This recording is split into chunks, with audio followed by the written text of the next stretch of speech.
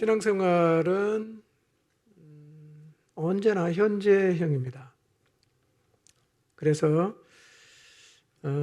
아무리 큰 은혜를 입었다고 해도 그 이야기를 너무 오랫동안 하는 것은 별로 도움이 되지 않습니다. 어제 은혜를 입었다고 해도 오늘 그 은혜를 입고 우리는 언제나 오늘의 은혜로 살아야 합니다. 이것이 신앙생활에 있어서 매우 중요한 요소입니다. 마치 샘에서 물이 이렇게 펑펑펑펑 솟아나듯이 언제나 우리는 오늘 솟아난 은혜를 가지고 살아야 합니다. 수련회가 끝나고 2주가 되었습니다. 수련회를 통해 받은 은혜가 아무리 크고 많다고 해도 지금은 수련회 때 받은 은혜가 아니라 수련회 이후에 받은 은혜로 살아야 합니다. 여러분, 수련회 이후 지난 2주간 하나님으로부터 받은 은혜가 있는가를 한번 돌아보십시오. 지금 우리가 은혜를 말한다면 그것을 얘기해야 됩니다. 몇 달이 지나가도 수련회 때 얘기를 하는 것은 적절하지 않습니다. 만약 우리가 지난 2주간 하나님으로부터 받은 은혜가 없다면 지금 우리가 입에 거품을 물고 수련회 때 받은 은혜를 말해도 우리 영혼은 공허하고 메말라 있을 것입니다. 우리의 일상에서 하나님의 은혜가 계속해서 마치 샘물에서 샘이 솟아나듯이 솟아나서 매일 받은 은혜로 살아야 합니다. 그렇게 하기 위해서 가장 필요한 것은 경건한 일상을 회복하는 것입니다. 안정적인 경건 생활은 우리의 신앙 생활을 안정적이게 합니다. 근데 수련회는 사실은 더 큰 은혜를 사모하고 또 더 큰 은혜를 입기 위해서 이렇게 우리 일상이 출렁거렸는데요. 다음 주에 맞이하는 추석은 큰 은혜를 입기 위해서 출렁대는 게 아니라 반대입니다. 까먹는데 출렁거리는 거예요. 어쨌든 우리의 일상이 한번 출렁거리면 이 경건 생활이 흐트러지거든요. 그러니까 일상이 출렁일 때마다, 예를 들면 휴가를 간다거나 아니면 어떤 중요하고 특별한 일이 있어서 주님과의 관계가 흐트러졌을 때는 빨리 돌아와서 경건 생활의 안정적인 패턴을 회복해야 합니다.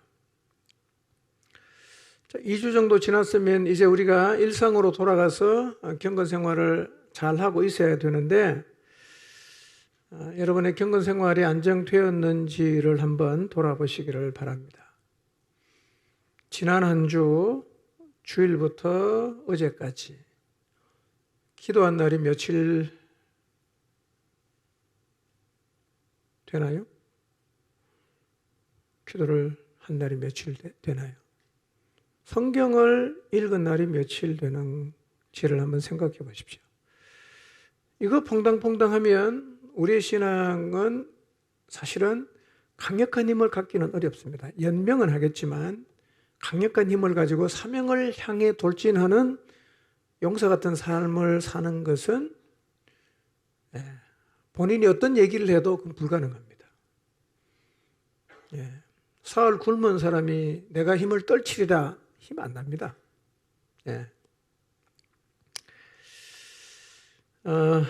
이번 주는 퐁당퐁당하지 마시고 지속적으로 경건 생활을 해나가시기를 바랍니다. 꾸준히 기도실에 오는 사람이 있긴 한데요. 근데 사실은 우리 다 기도해야 됩니다. 그렇죠? 우리 중에 반은 기도하는데 반은 기도 안 한다. 이 곤란합니다. 우리 다 기도해야 되는 거예요. 누구라도 기도 안 하고 살 수 있는 사람은 없거든요. 그러니까 꾸준하게 기도의 자리에 나가시고요. 특별히 우리가 지금 이 자리에서 하나님 앞에 드려야 되는 3가지 특별 기도 제목 제가 주보에 실었죠. 첫째, 복음 앞에 결단한 영혼들이 구원을 확증하는 과정에서 흔들리지 않도록 기도해 주시기를 바랍니다. 여러분, 영혼들이 주님께로 돌아오고 자신의 죄를 회개하고 예수님 믿고 구원을 받는다. 이건 여러 가지 사인이에요. 그 중에 하나가 뭐냐면 하나님이 우리를 사용하고 계신다. 이런 사인이거든요. 영혼이 주께로 돌아온다. 사람들이 회개하고 하나님께로 다시 마음을 열고 그분을 주님으로 받아들이는 일이 일어나고 있다. 이것은 하나님께서 지금 공동체를 쓰고 있다는 일, 증거입니다. 그래서 이것은 매우 기쁘고 감사한 일입니다. 하나님이 기뻐하면 누구는 싫어할까요? 사단은 싫어하겠죠? 뭐 어떻게 하겠어요? 해방을 놓겠죠. 굉장히 방해가 많을 거예요. 결단하고 나온 영혼들이 흔들리지 않고 자신의 구원을 확증하는 자리에 설 수 있도록 여러분 많이 기도해 주시기를 바랍니다. 두 번째는 추석 연휴를 흐트러짐이 없이 보내도록 기도하는 일 필요합니다. 추석 연휴는 어쩔 수 없이 아주 크게 출렁일 수밖에 없는데요. 이번에는 주일까지 끼었잖아요. 그래서 사실은 굉장히 타격을 입을 수 있는 일정입니다. 큰 흐트러짐이 없이 여러분 개인적으로 혹은 목장도 마찬가지고요. 공동체 전체가 영적으로 흐트러지지 않는 상태로 추석 연휴를 잘 보낼 수 있도록 기도해 주시고요. 세 번째는 교회의 사명인 복음 전파에 여전히 우리의 마음이 좀 집중되도록 기도해 주시기를 바랍니다. 수요일 말씀드렸죠? 복음 전파의 가장 큰 동기가 무엇이 될 수 있다고 했습니까? 그 영혼이 멸망으로 가고 있다는 것, 그것이 복음 전파의 가장 큰 동기가 될 수가 있습니다. 그 영혼이 멸망으로 가고 있어요. 우리 아버지일 수도 있고요, 우리 엄마일 수도 있고요, 내 아내일 수도 있고요, 눈에 넣어도 아프지 않을 내 자식일 수도 있어요. 그가 멸망을 향해 가고 있습니다. 누구라도 예외는 없어요. 예수님만 믿고 구원받지 못하면 멸망으로 가는 거죠. 2022년 후반기에도 우리 안에 복음 전파가 지속이 되고 또 하나님을 떠나간 자신의 삶이 죄라는 사실을 깊이 깨닫고 구원자이신 예수님을 믿음으로 구원 얻는 역사들이 우리 안에서 일어날 수 있도록 기도하시기를 바랍니다. 교회는 언제나 복음 전파하는 일에 다 있어야 됩니다. 복음 전파와 무관했다 이러면 사실은 가장 중요한 사명을 잃어버린 것입니다. 성도의 삶도 마찬가지고 교회 공동체도 마찬가지입니다. 존재 목적이 영혼 구원이거든요. 이 세상을 구원하라고 하나님이 세운 것이 교회이기 때문에 교회는 무슨 일을 하든지 간에 그게 다 있어야 됩니다. 그리고 그 일이 끊임없이 일어나야 합니다. 자, 오늘 이 말씀과 조금 연관이 있는데요. 자, 우리가 가지고 있는 이 자의식, 또 그리스도인으로서 세상을 바라보는 우리의 시각이 어떠한지에 대해서 말씀을 좀 상고하도록 하겠습니다. 설교 제목 같이 한번 읽어봅니다. 시작. 나는 혹은 내가 메뚜기인가 아니면 그들이 우리의 밥인가. 이 제목을 이해하시겠어요? 성경을 한 번도 읽어본 적이 없는 분은 저게 무슨 얘기인가 라는 의문이 들 수 있고요. 성경을 좀 읽어보거나 또 교회를 좀 다닌 사람은 이 말이 무슨 말인지 다 이해하실 텐데요. 이 말이 무슨 말인지 꼭 알고 싶으면 민수기 13장, 14장을 읽어보면 돼요. 거기 이유가 다 나와 있습니다. 이게 무슨 제목의 의미가 뭔지는 민수기 13장과 14장을 읽어보시면 여러분이 알 수가 있습니다. 그러나 어느 정도 교회를 다니신 분은 이 제목의 의미를 다 알고 계실 것입니다. 이스라엘이 가데스 바네아까지 왔습니다. 그리고 12족장이 가나안 땅을 40일간 정탐을 합니다. 그리고 돌아와서 이제 보고를 하는데 두 표로 딱 나뉜 거예요. 12명 갔는데 6대 6으로 나뉜 게 아니라 10대 2로 나누어졌어요. 10명이 같은 소리하고 2명이 같은 소리를 했는데 이 두 부류의 정탐꾼의 보고를 한 문장으로 요약을 하면 오늘 설교 제목이에요. 우리는 메뚜기다. 한 부류는 아니다. 그들이 우리의 밥이다. 이렇게 나뉜 거예요. 우리는 메뚜기다. 아니다. 그들이 우리의 밥이다. 이렇게 두 정탐꾼의 보고가 극명하게 달랐어요.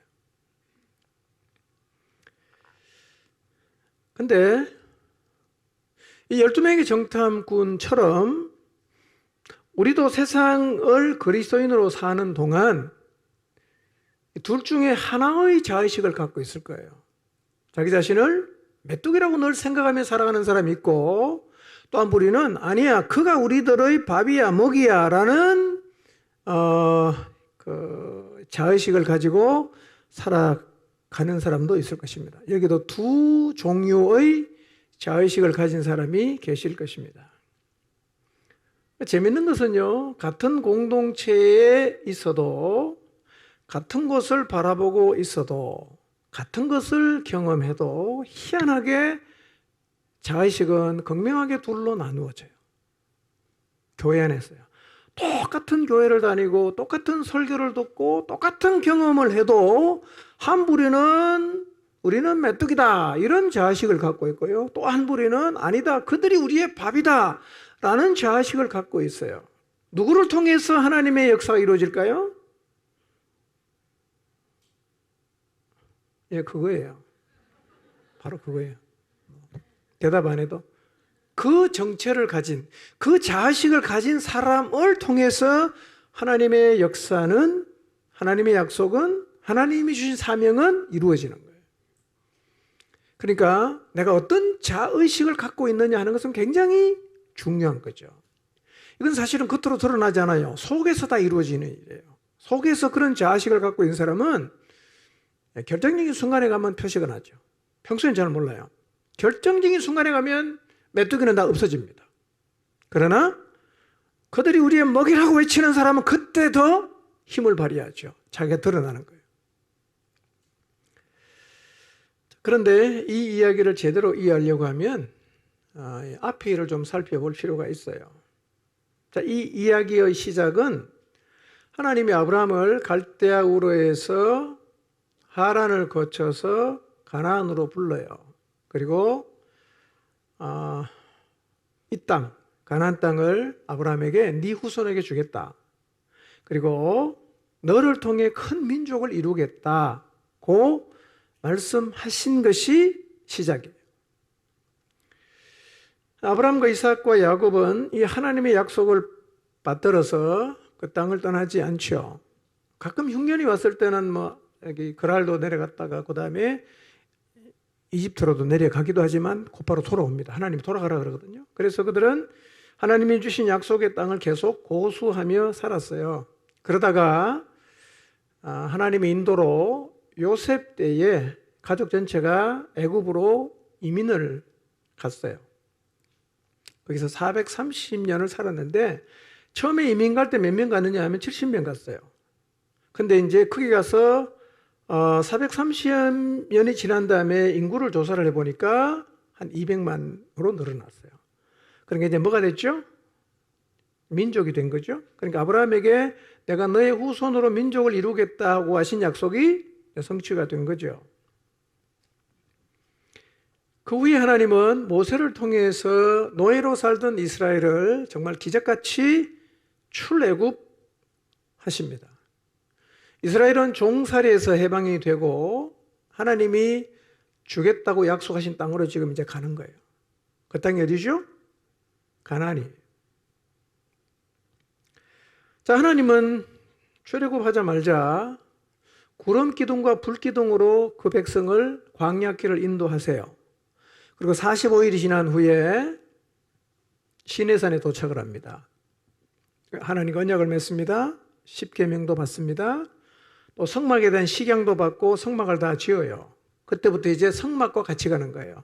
그것은 하나님이 우리와 함께 하신다라는 임재의 상징이었습니다. 그때부터 구름 기둥은 성막 위에서 또 오르는 거죠.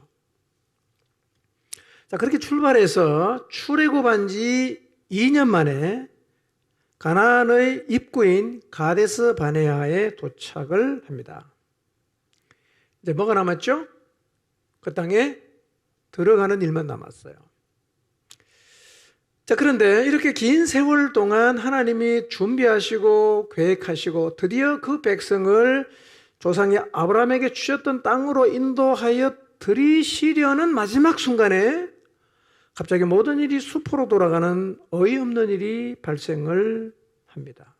그게 뭐냐면 가나안 땅에 정탐 갔던 12명 중에 10명이 하나님을 향한 믿음을 잃어버리고 야, 우리는 메뚜기야, 못 들어가. 그래서 하나님이 주신 그 약속의 땅에 들어갈 수 없다라고 말을 함으로 포기해버린 겁니다. 우리 못 들어간다.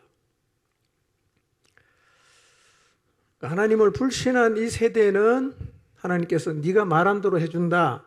그래서 그 가데스 바네아에서 그로부터 38년을 머무는데 뭘 하며 살아야 되죠, 거기서? 할 일이 없어요. 그럼 뭐 하고 사냐? 죽을 때 기다리는 거죠. 그냥 먹고 자고 싸고 뭘 기다리냐? 죽기만 기다립니다. 그러다가 38년 만에 다 죽었어요. 그 출애굽 1세대는 여호수아와 갈렙 2명만 살고 나머지는 다 죽었습니다. 좀 안타깝죠? 아니, 하나님의 약속을 믿고 가면 되는데 가기만 하면 하나님의 약속을 지켜주실 텐데 그러나 그들은 하나님을 믿지를 못합니다. 믿음을 잃어버렸어요. 그래서 스스로 못 간다고 포기했어요. 너무 안타까운 일입니다. 그런데 하나님의 약속하신 그 땅을 목전에 두고 스스로 포기해버린 이 이스라엘 백성의 모습이 오늘 우리의 모습일 수도 있다는 것입니다. 그래서 오늘 우리는 가나안 땅 앞은 아니지만 하나님이 우리에게 주신 사명의 땅인 이 세상에서 어떤 모습으로 살아가고 있는지를 돌아보려고 합니다. 그들은 약속의 땅 앞에서 첫 번째 열 정탐꾼은 자신들을 메뚜기로 생각했습니다. 나는 메뚜기다. 이것이 열 정탐꾼이 가졌던 자의식이었어요.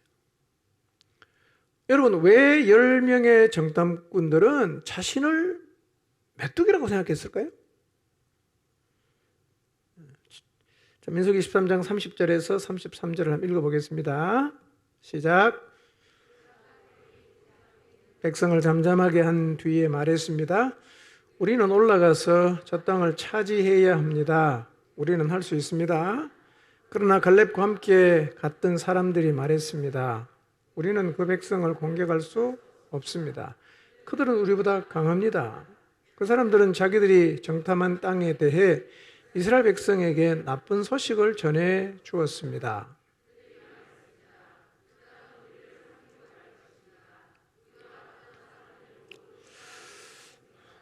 우리는 그곳에서 네피림 백성도 보았습니다. 아낙 자손은 네피림 백성의 자손일 것입니다.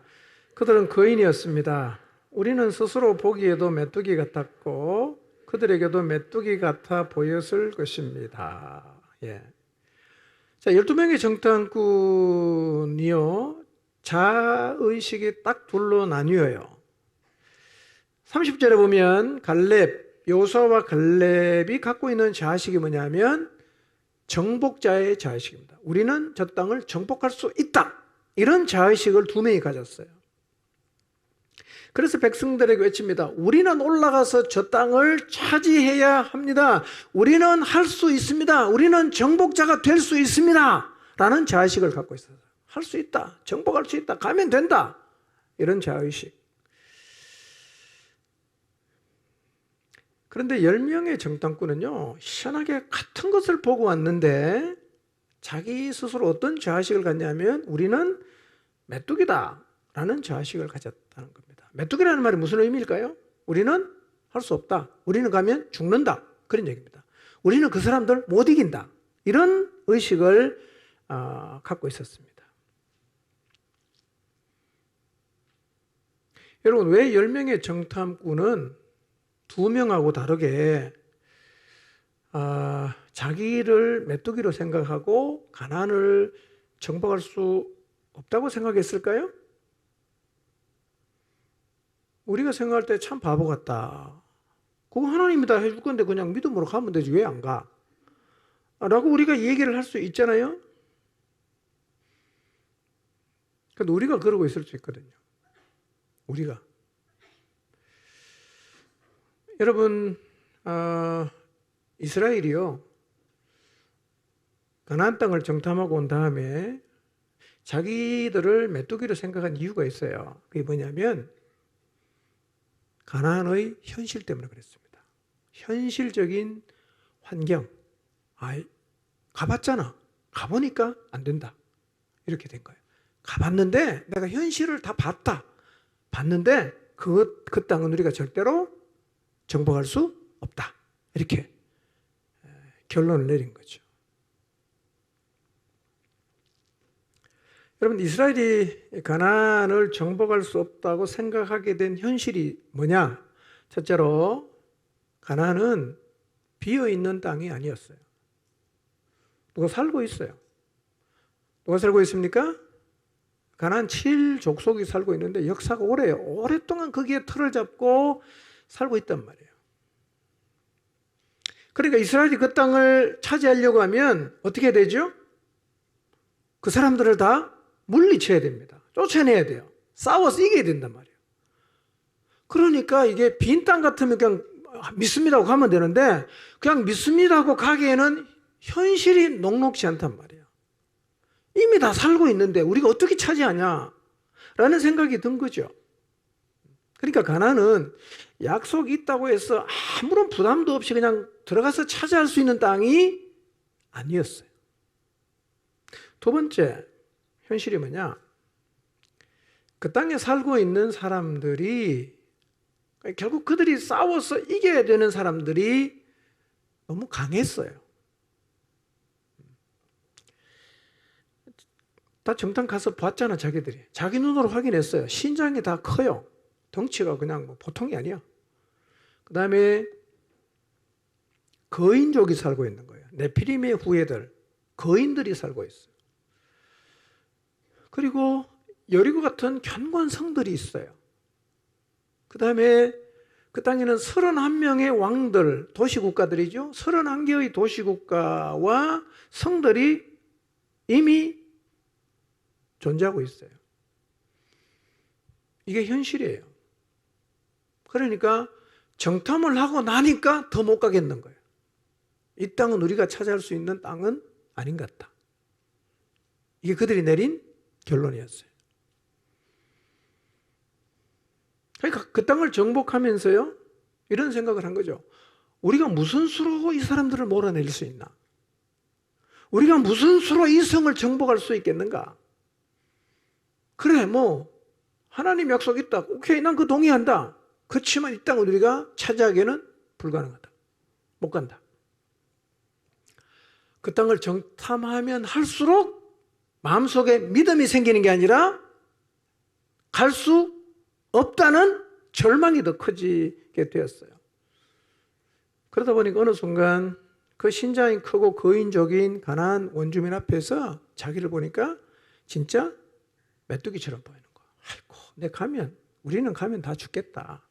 아예 안 가는 게 낫겠다. 그게 살 수 있는 유일한 길이다. 그게 그들이 내린 결론이었어요. 그리고 그들은 아마 가나안 사람도 우리가 보듯이 메뚜기로 볼 거다. 이렇게 자기들을 메뚜기로 생각하면서 그들이 내린 결론이 뭐냐?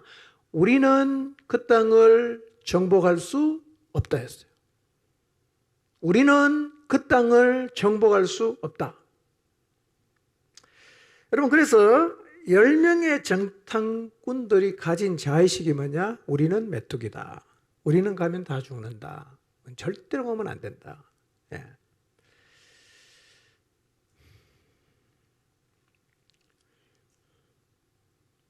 이게 우리 얘기일 수 있다고 제가 말씀드렸죠?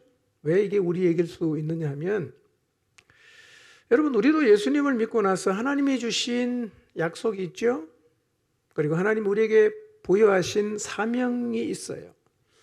우리 인생을 들여서 감당해야 되는 하나님으로부터 받은 소중한 사명을 우리가 갖고 있어요. 각자 하나님으로부터 받은 사명의 종류는 다양할 수 있는데, 하나님이 모든 신자, 그리스도인에게 주신 가장 중요한 사명을 꼽으라고 하면 그게 뭘까요? 세상을 복음으로 정복하라는 거예요. 세상을 구원해라. 이것이 하나님께서 우리에게 주신 사명입니다. 아브라함의 후손들 이스라엘이 하나님이 주신 약속의 땅을 믿음을 가지고 들어가야 했던 것처럼, 오늘 우리는 이 땅에 사는 동안 하나님이 우리에게 주신 그 사명을 반드시 이루어 가야 됩니다. 이 사명 앞에 우리가 어떤 모습을 보이고 있는가? 나는 메뚜기야, 나는 이거 못해 라는 생각을 갖고 있는가? 아니면 정복자로서 이 세상은 내가 정복할 수 있어 라는 마음을 가지고 복음을 들고 나가고 있는가? 우리는 둘 중에 하나의 모습을 지금 가지고 있을 거예요. 메뚜기인가?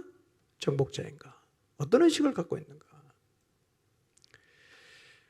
자, 하나님 우리에게 주신 사명을 한번 확인해 보겠습니다. 사도행전 1장 8절입니다. 읽습니다. 시작.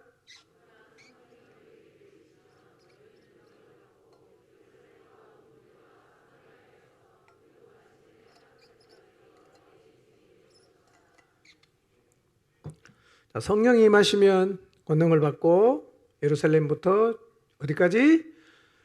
땅끝까지 뭐가 되라고요? 내 증인이 되라. 내 증인이 되라. 이것이 믿는 자에게 주어진 사명입니다. 자, 마태복음 28장 18절에서 20절 한번 읽어봅니다. 시작. 하늘과 땅의 모든 권세를 내게 주셨으니 그러므로 너희는 가서 모든 민족을 제자로 삼아 아버지와 아들과 성령의 이름으로 침례를 베풀고 내가 너희에게 분부한 모든 것을 가르쳐 지키게 하라. 세상 끝날까지 너희와 항상 함께 있으리라 하시니라. 모든 민족을 제자로 삼아라. 아버지와 아들과 성령의 이름으로 침례를 주라. 내가 분부한 모든 것을 가르쳐서 지키게 하라. 사명입니다. 약속은 뭡니까? 그 일을 하면 내가 세상 끝날까지 너희와 함께 하겠다. 우리 모두에게는 이 사명이 주어져 있어요. 그리고 그 사명을 감당할 수 있도록 우리에게 보내주신 분이 누굽니까? 성령님. 그리고 부활하신 예수님은 내가 세상 끝나는 날까지 너희와 함께한다. 그 약속을 해주셨어요.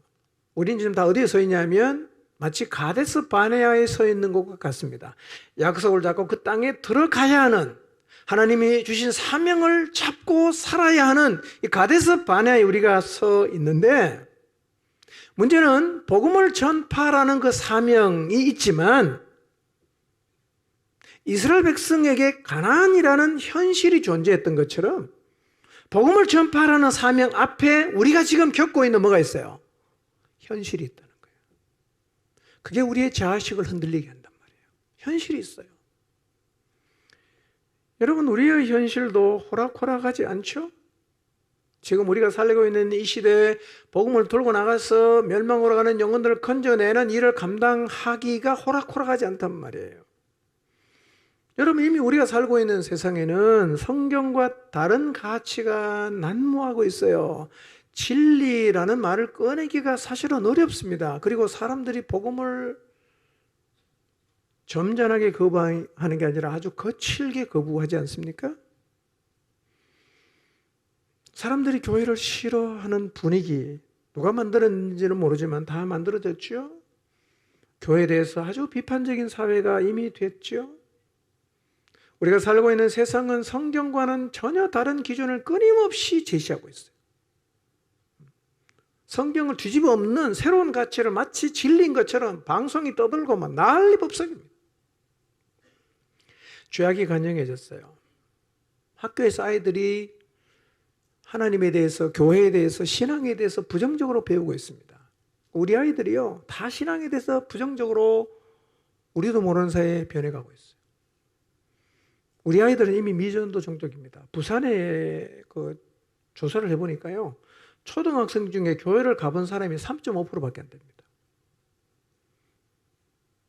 미전도 종족입니다. 완전히 다른 세대입니다. 자, 이런 영향을 우리가 이미 경험하고 있잖아요. 여러분 자녀들 교회 가자 그러면 뭐라 그럽니까? 하나님 없다 그러잖아. 대들잖아. 거부하지 않습니까? 그러니 부모를 따라 교회를 다녀본 아이도 이렇게 반응을 한다면 아예 교회라는 데를 가본 적이 없는 아이들은 이 복음에 대해서 어떤 시각을 갖고 있고 어떻게 반응할지는 굳이 말씀드리지 않아도 상상이 되는 일입니다. 그리고 그리스도인이 소수가 되면서 직장이나 학교나 모임에서 복음을 얘기하는 것이 아주 쉽지 않은 상황이 됐어요. 우리의 현실은 뭐냐? 우리 시대는 복음으로 사람을 구원하는 것이 불가능하다고 생각할 수 있는 시대가 됐거든요. 이런 현실을 우리가 경험을 하는 거예요. 우리 아이를 통해 경험하고 전도하다 경험하고 자꾸자꾸 경험을 하면서 우리 안에 뭐가 생기느냐? 자의식이 자꾸자꾸 변해갈 수 있단 말이에요. 현실을 경험하면서 우리의 자의식이 형성이 되는데, 자, 그러면 지금까지 복음을 전파하라는 하나님이 주신 사명 앞에서 여러분이 세상을 바라보면서 여러분 안에 형성된 자의식은 어떤 것인가를 한번 생각해 보십시오. 그래도 복음으로 세상을 정복할 수 있다라는 자의식을 갖고 계십니까? 아니면 이제는 힘들겠다, 안 되겠다, 불가능하겠다 라는 자의식을 갖고 계십니까? 여러분 가데스 바네 앞에서 가나안의 현실을 보고 못 간다고 버텼던 사람이나 우리의 현실을 바라보면서 복음 전도 불가능하다고 말하는 거나 다를 게 없거든요. 똑같아요. 우리가 그 사람들을 보면서 믿음 없다 그러잖아. 우리는 어떻습니까?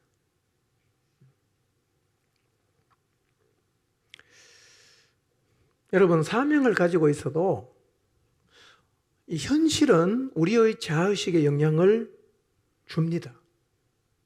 그래서 하나님으로부터 사명을 받아도 현실 때문에 메뚜기 자의식을 가짐으로 사명을 놓아버릴 수 있어요. 사명을 받아도 이 현실의 영향을 받아서 하나님이 우리에게 주신 가장 소중한 복음 전파의 사명을 놓아버리고 가나안을 목전에 두고 가나안에 들어갈 생각도 안 하고 살았던 가데스 바네아의 이스라엘 백성처럼 복음 전파의 사명을 받았지만 복음 전파할 생각을 아예 안 하고 살아가는 우리가 될 수 있다는 거예요.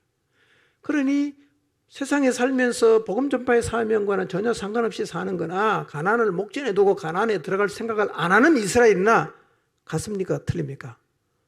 똑같잖아요. 똑같잖아. 근데 메뚜기 자의식을 가진 사람이 다수였습니다. 12명 중에 10명이었습니다. 여러분, 온몸으로 부딪히는 이 현실이라는 상황은 쉬운 문제가 아닙니다. 쉬운 문제가 아니에요. 우리가 하나님으로부터 복음 전파의 사명을 받았지만 이 현실, 내가 온몸으로 겪고 있는 날마다 경험하는 이 현실의 문제 앞에서 우리의 자의식이 서서히 메뚜기 자의식으로 바뀌어져 갈 수 있고 메뚜기 자의식을 가지는 순간 우리는 하나님이 주신 사명과는 전혀 상관이 없는 자리에서 살아가게 됩니다.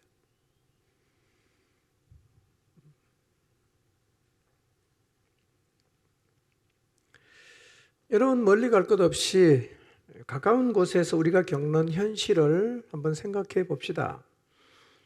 여러분 그래도 그래도 우리 가족은 예수님 믿고 구원받아야 된다는 생각을 하기 때문에 남편에게 복음 전하고 부모님에게 복음 전하고 자녀에게 복음을 전하고 아내에게 복음 전하는 일을 우리가 했잖아요.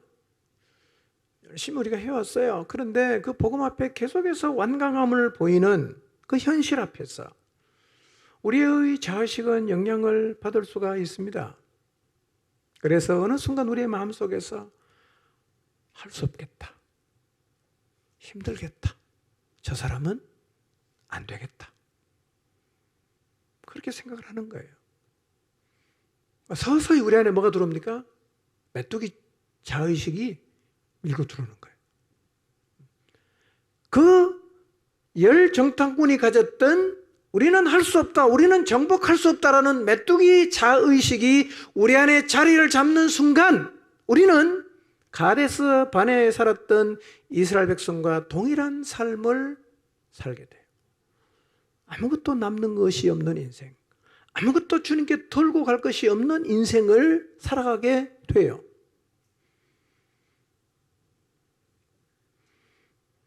우리는 세상이 어떻게 변하든지 간에 두 정탐꾼처럼 복음으로 정복해야 되는 이 세상을 바라보면서 메뚜기 자의식이 아니라 정복자의 자의식을 가져야 합니다.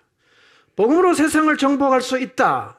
우리 남편, 우리 자녀, 우리 부모님 반드시 복음으로 정복할 수 있다라는 정복자의 자의식을 가져야 합니다. 이걸 놓쳐버리는 순간 우리는 금세 메뚜기 자의식으로 돌아가 버립니다. 왜냐하면 날마다 현실 앞에 서기 때문에.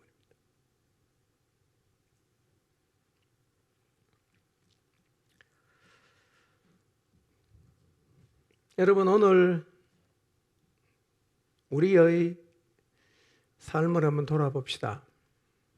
나는 가나안을 정복하는 자리에 서 있는가, 아니면 가데스 바네아에 머물러 있는가를 한번 돌아봤으면 좋겠습니다.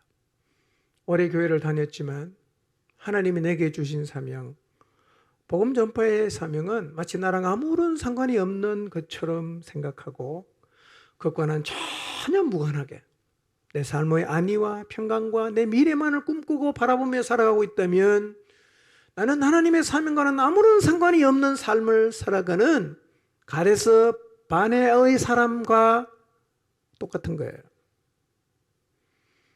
하나님은 우리가 그렇게 살기를 원하지 않아요. 여러분, 사명을 잃어버리지 마십시오. 사명을 잃어버린 삶은 다 살고 나면 남는 게 하나도 없어요. 아무것도 남는 게 없습니다. 여러분, 가데스 바네아에서 38년을 살았잖아. 그들의 목표는 뭐냐? 죽는 겁니다. 죽을 때까지 그냥 사는 거예요. 아무런 목표가 없어요. 우리가 그리스도인으로 그렇게 살지 않아야 되지 않겠어요? 그렇게 살지 말라고 하나님께서 이 말씀을 우리에게 주셨을 거예요.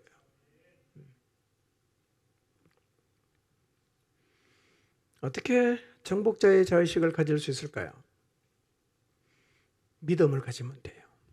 하나님을 믿고, 하나님 말씀을 믿고, 하나님의 약속을 믿고, 하나님이 주신 사명을 믿음으로 받아들이면 메뚜기 자의식에서 정복자의 자의식을 가지는 자리로 옮겨갈 수가 있습니다. 여러분, 사도 바울을 보십시오. 사도 바울은 정복자의 자의식을 가지고 있었습니다. 고린도후서 11장에 그가 복음을 전하기 위해서 겪었던 수많은 한계 상황들이 쭉 기록이 되어 있어요.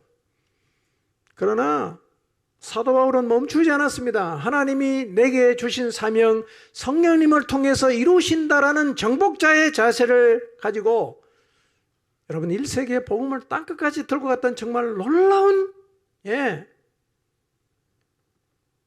결과를 만들어낸 사람이 바로 사도 바울입니다. 여호수아도 다른 정탐꾼과 같이 가나안에 들어가서 40일 동안 보고 왔지요. 그러나 그에게는 10명과는 달리 하나님을 향한 믿음이 있었어요. 믿음이 있었습니다. 여러분, 민수기나 출애굽기를 읽어보면 이 여호수아도요, 모세와 같이 회막에 오랫동안 머물러 있었던 모세의 몸종 같은 사람이었어요. 보고 배웠어요. 믿음이 뭔가 배웠어요.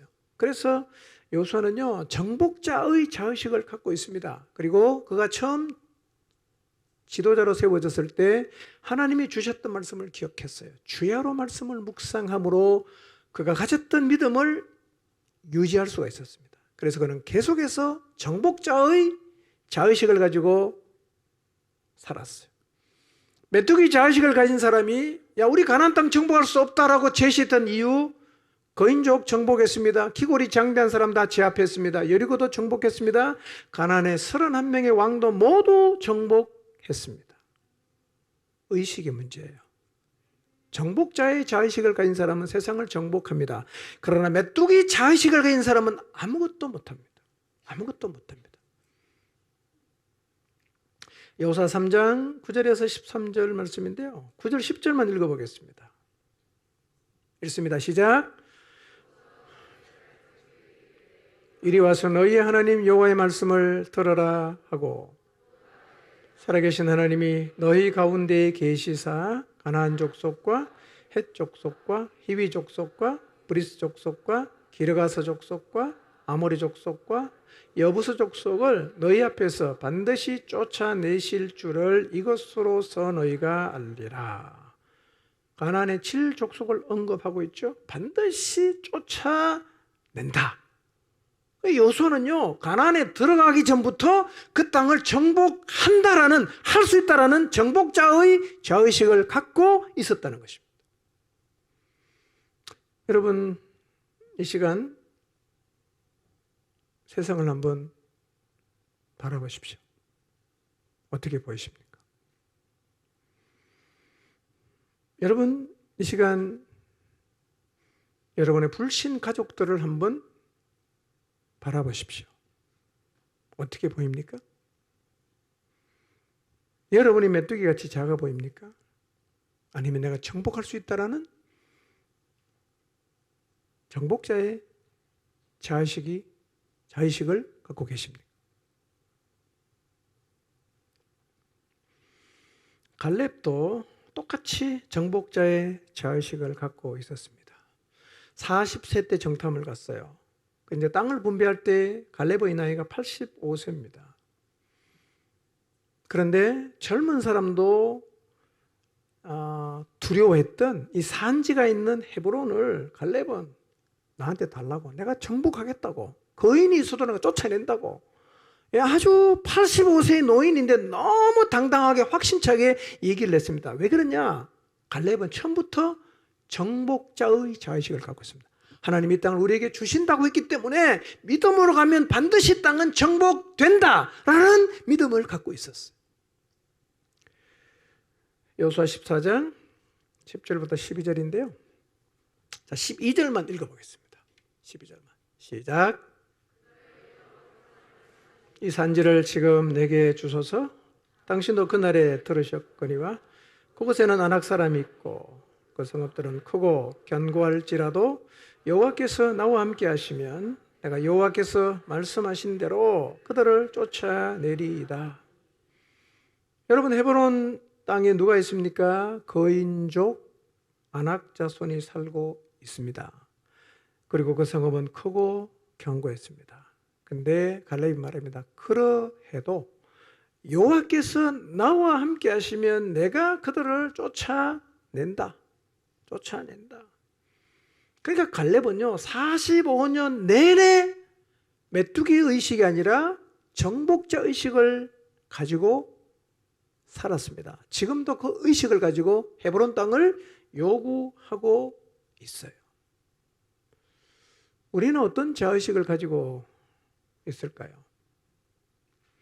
두 부류의 사람, 같은 민족, 같이 정탐하고 돌아왔는데 왜 이렇게 자의식이 달라졌는가? 여러분, 우리의 자의식에 영향을 미치는 것은 크게 두 개입니다. 부정적 영향을 미치는 것은 현실이고요, 긍정적 영향을 미치는 것은 믿음이에요. 두 개 다 우리에게 지금도 영향을 줄 수 있어요. 현실이 영향을 줄 수 있죠. 그리고 우리가 가진 하나님과 하나님의 말씀에 대한 믿음이 우리에게 영향을 줄 수 있어요. 그러니까 10명의 정탐꾼은 어디에 영향을 주로 많이 받았어요? 현실. 2명은 어디 영향 받습니까? 하나님과 그분의 말씀에 대한 믿음의 영향을 받았단 말이에요. 여러분, 믿음을 가지시기를 바랍니다. 믿음을 가지면 나의 가나안, 내 앞에 있는 여리고, 나의 거인족, 내 앞에 있는 네피림이 있어도 하나님이 주신 약속이 있기 때문에 내가 그 땅을, 그 사명을 이룰 수 있다라는 정복자의 자의식을 가질 수 있고, 그런 시각으로 사명의 땅을 바라볼 수가 있습니다.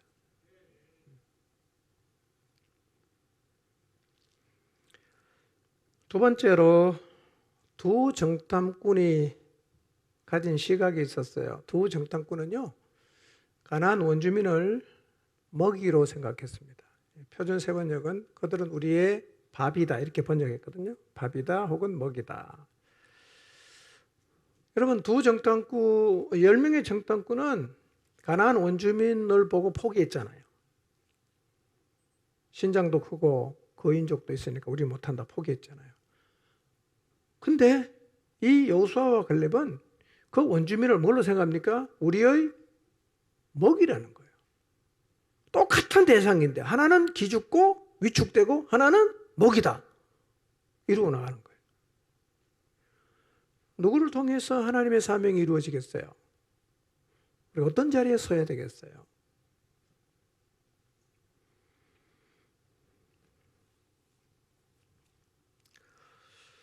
여러분, 같은 맥락에서 복음으로 구원해야 되는 이 세상이 우리에게 지금 먹이로 보일 수도 있고, 그 다음에 정복이 불가능한 땅으로 보일 수도 있어요. 우리 눈에는 세상이 어떻게 보일까요? 내 눈에는 세상이 어떻게 보일까요? 먹이로 보일까요? 아니면 정복 불가능한 땅으로 보일까요? 여러분, 우리의 신앙은 약속과 사명을 향해서 가는 것입니다. 이스라엘은 출애굽을 했지만 출애굽이 목표는 아니었고요. 광야를 지났지만 광야가 목표가 아니었습니다. 이스라엘의 목적은 뭐였죠? 약속의 땅에 들어가는 거예요.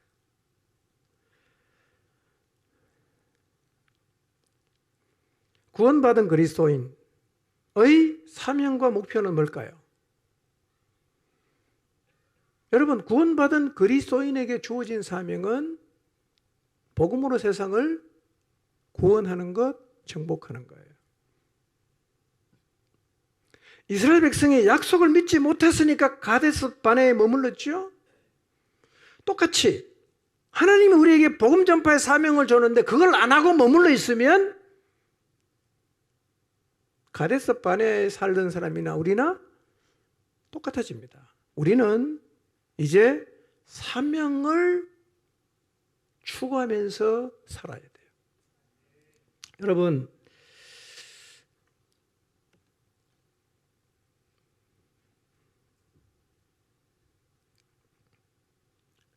여호수아와 갈렙처럼 우리도 이제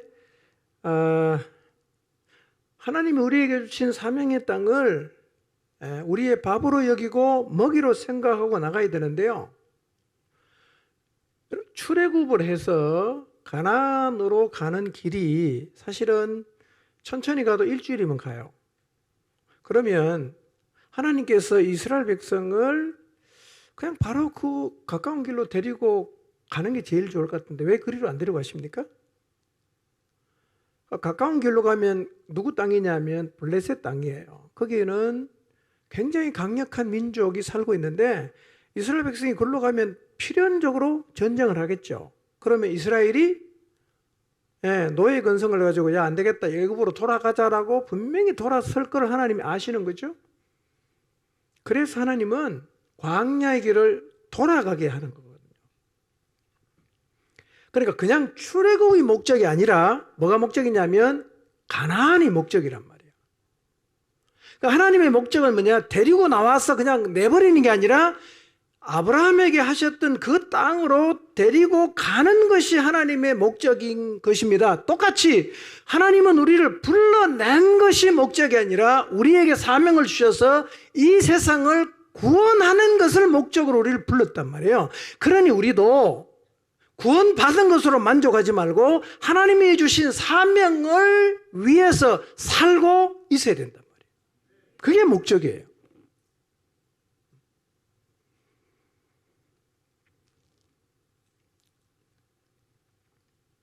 그러니까 여러분, 우리가 복음 전파를 잃어버리고 사는 것은 하나님이 주신 뭘 잊어먹는 겁니까? 사명을 잊어먹고 사는 거랑 똑같은 겁니다. 여러분, 이걸 꼭 기억하시길 바랍니다. 물론 목적이 있어요. 왜 사냐? 그 사명을 위해서 우리가 살아가야 되는 거예요. 우리 모두는 그 자리에 서야 됩니다.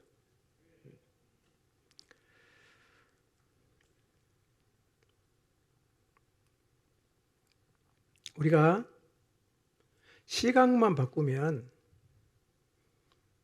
이 땅에 있는 영혼들 정복할 수 있습니다.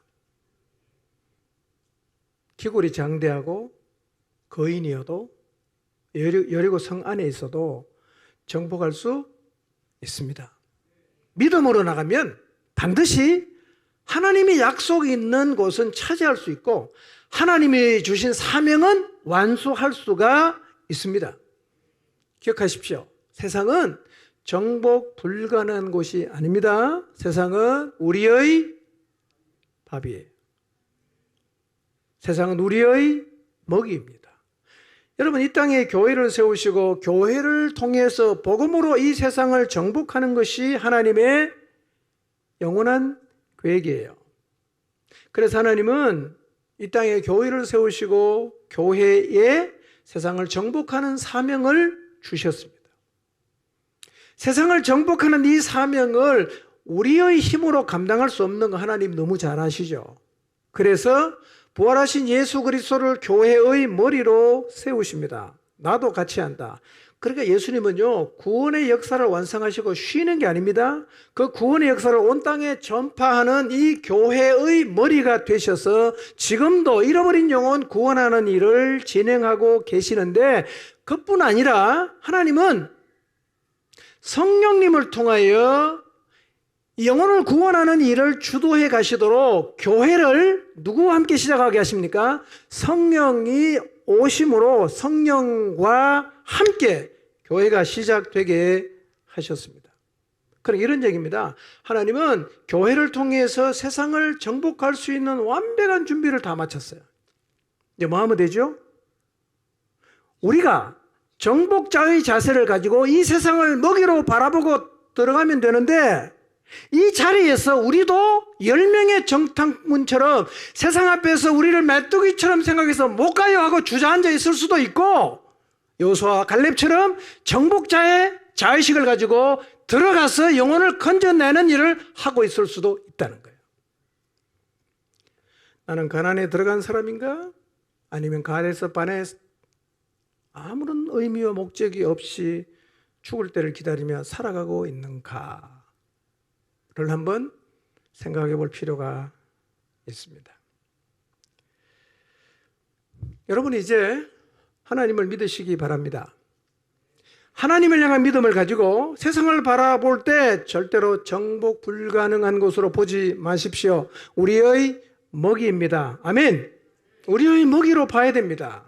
우리 앞에 놓인 세상, 여러분 앞에 놓인 여러분의 가족이 이스라엘 앞에 버티고 있는 여리고성처럼, 혹은 거인처럼, 혹은 기골이 장대한 사람처럼 보일 수 있어요. 이때 우리에게 필요한 게 뭡니까?